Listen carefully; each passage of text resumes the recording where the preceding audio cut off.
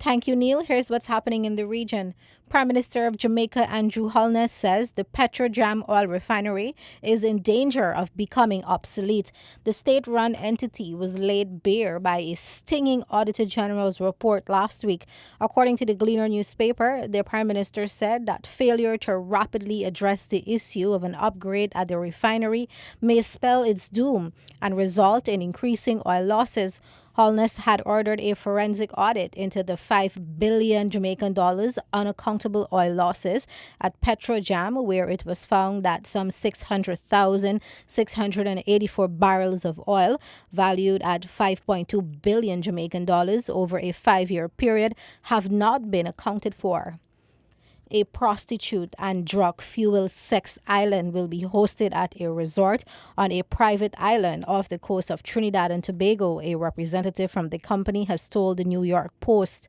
The 4-day, 3-night sex romp originally cost 6,000 US dollars per person, but that dropped to US 4,500 as part of a Black Friday promotion that is still in effect, according to the company's website. For their money, the 50 guests will each have 2 prostitutes available to them and receive unlimited food and drinks. Most of the women hail from Colombia, Brazil, Puerto Rico, and other South American countries.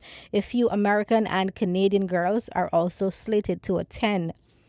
Russian and U.S. officials have been involved in a spat over the landing in Venezuela of 2 Russian bombers capable of carrying nuclear weapons. The 2 Tu-160 bombers landed in Venezuela on Monday in a Russian show of support for the government of Socialist President Nicolas Maduro.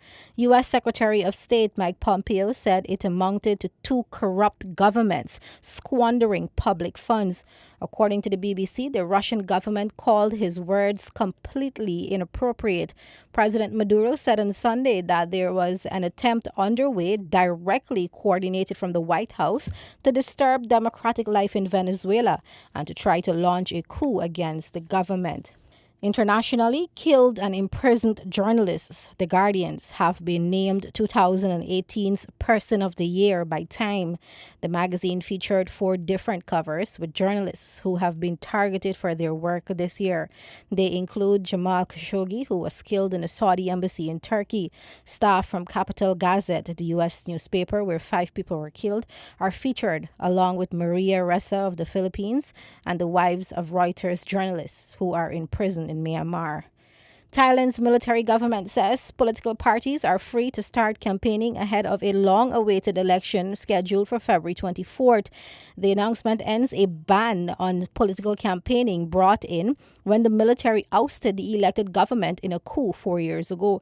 The military has always insisted it intends to restore democracy in Thailand, but the election date has been pushed back repeatedly.